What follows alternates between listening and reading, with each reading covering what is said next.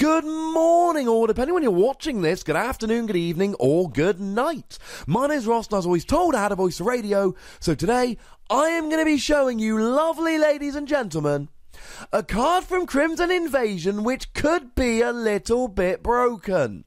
Maybe not now, but remember this card, ladies and gentlemen. It's Mismagius, and it can do Chaos Wheel for a single energy. Now, it's not necessarily Giratina, but I'm going to hopefully make an argument in this video to make you go, ooh, maybe I do need to look at this again. So for one psychic energy, you can do Chaos Wheel, 30 damage, and during the next turn, your opponent cannot play any Pokemon tools, special energy, or stadium cards. And these are all big. No tools means your opponent doesn't get choice banned, although to be fair, you've got a non-EX, non-GX in the active, so they probably don't need to do more damage to EXs and GXs.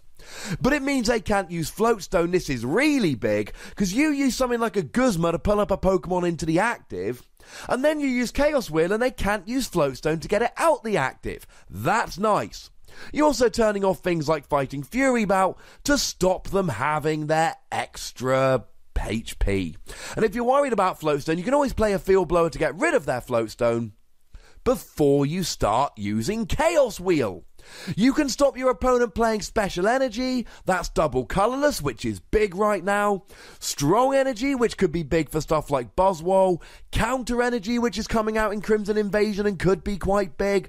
But remember, there's some decks like Golisopod, where the majority of their energy is double colourless and rainbow, so you could lock them out for quite a while, and just with a couple of crushing hammers to get rid of the few basic energy they do play, you could lock them completely out of the game here. If your opponent only plays special energy, Chaos Wheel wins.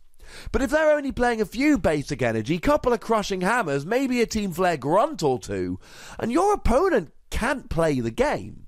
You also stop stadium cards like Brooklet Hill, Po Town, Parallel City, etc.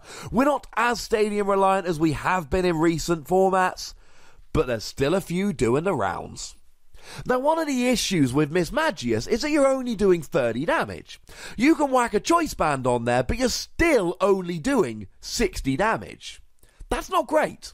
You can play a Professor Kukui to put this up to 80 damage, but this is not a reliable thing that you can do every turn.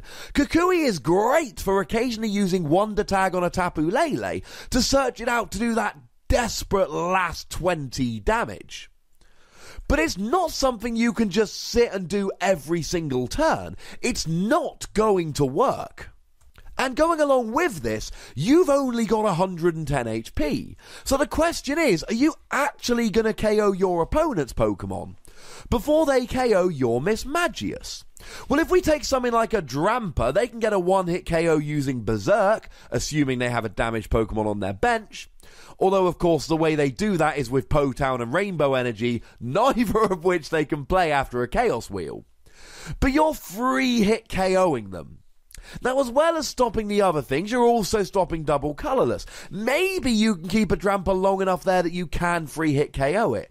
Dodgy, but if you're stopping Rainbow Energy, Po Town and double colourless, maybe you can stop them using Berserk for long enough that you can get the free-hit KO. Golisopod's even worse. You're 4-hit KOing Golisopod. With all of these, I'm assuming that you're playing a choice band, otherwise just double whatever I'm saying. Well, kind of. Maybe double it and -1. Like Golisopod would be a 7-hit KO, but Drampa would still be a 6. The thing is, if you're 4-hit KOing Golisopod, they ain't got no double colourless. They ain't got no rainbow energy. Now, I know they play some basic grass, but the other thing is that they tend to use Floatstone to retreat their Pokemon. And they're not going to be able to do that.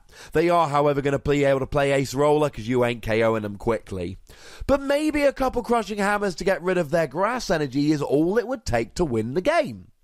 Against a Tapu Bulu, they are one-hit KOing you, you're free-hit KOing them. You're stopping them use, I don't know, Fighting Fury Belt. It's not looking great against things like Tapu Bulu. Hey-ho. Now, there is a second attack on Mismagius, which is not amazing, but it could be useful under the right circumstances. Now, it is for a psychic and a double colourless energy, so you could add either a double colourless, or if you're behind on prizes, you could even add a counter energy here. But there's not much point because, you can use double colourless. If you're in expanded, you could actually use a Dimension Valley and a counter energy to completely pay for the second attack. But then again, if you're in expanded, you can use Giratina and double dragon energy. So, swings and roundabouts. Although, fun fact, Mismagius should be able to get the lock on before Giratina does. Yay! Plus, you can play stuff like Enhanced Hammer to get rid of Giratina's double dragon. They can't do that for your psychic. They can do Crushing Hammer, but it's 50-50. Anyway, Dark Arts, 20 damage for each card in your opponent's hand. And I'm not going to sit here and say that this is going to win you every single game. But I am going to sit here and say that if your opponent's been Chaos Wheeled, they're probably going to have a larger hand than usual. And some turns you'll be able to hit really hard with this. Not a guaranteed to win you every game attack, but very much a under the right circumstances, it could be great attack. I just don't know that it can be relied upon. The thing is, Giratina was pretty much good enough on its own. Giratina had a lot of sustained success in the Pokemon trading card game. You could use it for a double dragon energy and a double colourless, which is a heck of a lot more than one psychic energy. But it did 100 damage, so it basically 2-hit KO everything. Whereas Mismagius is kind of 4-hit KOing stuff, even with Choice Band, which is a bit of an issue. I mean, if you're up against a Metagross, even with a Choice Band, they resist you, so you're doing 40 per turn. That's a 7-hit KO. A 7-hit KO. And they don't really rely on tools, or stadiums, or special energy. You're going to have a bad time against Metagross. It didn't need a great partner, although Xerneas and Darkrai did have their moments as partners for Giratina. But I don't know if Mismagius at the moment, with the cards we've got, and maybe in the future cards will be released that truly break this, but at the moment I don't think Mismagius is good enough on its own. We need some partners, and I'm sorry if I say this in too many videos, I don't mean to, but it's just true so often. Garbodor. Garbodor is a great partner for Mismagius here. You've got the one that locks abilities, bearing in mind you're already stopping them playing special energy, and you're stopping them playing tools, and you're stopping them playing stadiums. Now you can stop them having abilities as well. That's a bit cruel. But then you've got the Trashalanche Garbodor. So you're stopping them playing all of these cards, which means that they're probably going to have to be playing slightly differently, playing item cards to do stuff that they would rather do with tools, etc. Maybe in playing around Chaos Wheel, your opponent plays more item cards than they would usually play. And if they do that, ladies and gentlemen, well, that sounds like a great time to come and use Trashalanche. So Garbodor is a great partner, especially as you're already playing Psychic Energy, so why would you not? But let's give some other options as well, shall we? Nihilego gives confusion and poison when you play it to the bench, and they can't use Floatstone to get out of it. That could be a fun combo. Espeon is a Psychic-type Pokemon, so you're already playing the right energy. And you confuse them in the early game for a single energy. And with the Eevee, you can evolve it up on turn 1, giving you a good turn 1 option that you don't have with Mismagius. Bit more disruption, and it can do big attacks with Psychic. Could be a fun partner. Or you could just play it with hammers.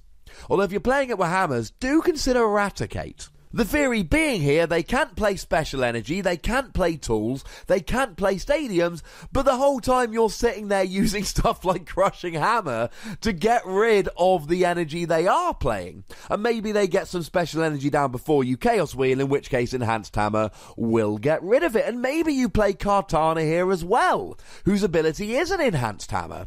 I don't know. could be fun. Overall, I think Mismagius might be a little bit fragile and not hitting quite hard enough. Is it a broken card? No, I don't think it is. I think at the moment we're probably teching this into Garbodor Espeon more than we are teching Garbodor into a Mismagius focused deck. But I will tell you that this is a card with immense potential, and I would not be surprised if in the future this does become a broken card. So go get 4 of them and put them in your binder now, and thank me later. Anyway, ladies and gentlemen, as always, I really want to know what you think about Mismagius. I love reading the comments, I love reading your opinions, so get them down in the comment section. Go nuts!